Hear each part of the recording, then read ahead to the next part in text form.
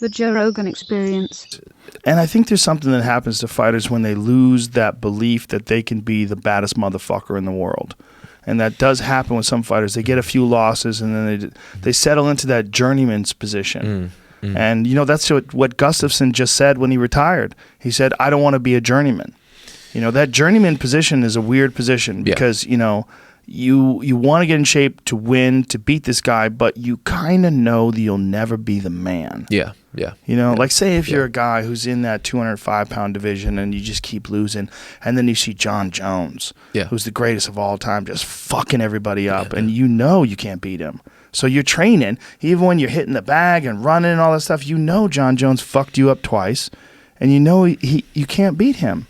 You know you can't beat him. That keeps a lot of guys from having the same enthusiasm and passion that they had when they were 22 and they thought they could take on the world, and they pictured themselves on the cover of Fighters Only magazine, the greatest of all time. You know, everybody has these ideas of who they can be. But when that idea has been shattered and now you're just a really good fighter, some fighters just lose their enthusiasm for the game. And then there's Diego Sanchez, who doesn't seem to give a fuck about any of that and just there to wreck people. You know what?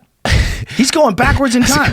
His clock is turning backwards. But I think it's because he focuses on himself. You know what I mean? He don't. Diego's out of his mind for sure. For sure. But maybe he's into his mind. You know what I mean? Maybe he's just so like focused on himself. And you know, even if you can't, you know, if you're looking at John and you like, man, I ain't never gonna catch up to that level. I'm just not gonna be that. Right. Then yeah, that can really like you said, like start to really like discourage you a lot. But then if you're just like, okay, I'm better today than I was yesterday, and you know, my jab's like a little, it's not as straight as it could be. So let me just work on that and just pick the next thing and just keep constantly going to that.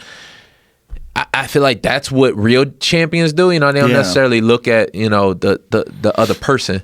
And Diego, you know, even if he ain't got the belt, he's still in his head. Like, that's maybe how he thinking of it. I don't know. You had to talk to him. He seemed like a crazy dude, but you know, you need to be crazy though to do this shit. You got to be crazy. There's bro. all different kinds of crazy, right? Yeah. You know, I mean, when I saw Diego maul Mickey Gall, I was like, God damn, look at this guy. Yeah. He just has lost no enthusiasm. Zero loss in enthusiasm after all these years of fighting. You got to realize that guy won the Ultimate Fighter Season 1 in 2005. We are now here. I was in 9th grade. 14 years later. No, I was in 8th grade, 2005. I wasn't even in high school yet.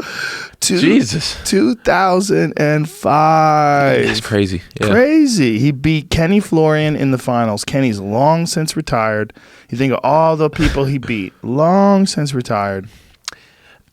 It gives you hope a little bit, you know what I mean? I want to know what he does all day. Somebody else has done it, so it can be done. Yeah. I think he's just, you know, into his own head and just like is constantly getting better, and that's really what the game is about anyway. Remember when he used to walk to the octagon screaming yes? Yeah. Yes! Yes!